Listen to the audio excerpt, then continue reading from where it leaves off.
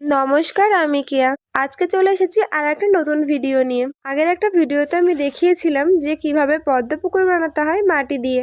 আগের ভিডিওটা অনেকটাই বড় হয়ে গেছিল। তাছাড়াও এই পদ্ম পুকুরটা যেহেতু আমি মাটি দিয়ে বানিয়েছি, তাই ভালো করে শুকিয়েছিল না, এই জন্য আপনাদেরকে আমি রং করে দেখাতে পারিনি। তাই আজকে বসে পড়লাম রং তুলে নিয়ে এই আমার পদ্ম পুকুরটাকে রাঙিয়ে তুলতে। আমি অত্যন্ত দুঃখিত যে এই পদ্ম পুকুরটা আমি রং করে দেখাতে পেরেছিলাম না আগের ভিডিওতে। ভেজা মাটির ওপর রং বসবে কি বসবে না এই নিয়ে আমার অনেক কৌতূহল ছিল, তাই আমি আপনাদেরকে ভেজা মাটির ওপর রং করে দেখাতে পারিনি। কিন্তু আমারও খুব আগ্রহ ছিল যে এই পুকুরটা রং করার পর কিরকম দেখতে লাগবে। ফুল পাতা মোটামুটি শুকালেও নৌকাটা এখনো পর্যন্ত শুকায়নি। ভিডিওতে সেটা স্পষ্ট বোঝা যাচ্ছে।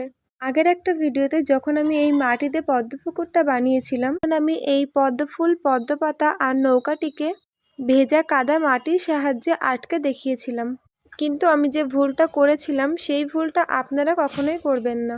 কাদা মাটি দিয়ে আটকানোর ফলে এই পদ্ম পুকুরটা শুকিয়ে যাওয়ার পর আমি এই পদ্ম পুকুরটা উল্টো করে ধরতেই কিছু কিছু পাতা খুলে পড়ে যায়। তারপর আমি সেগুলোকে পুনরায় আঠা দিয়ে আটকে দিয়েছি এই থালাটার উপরে।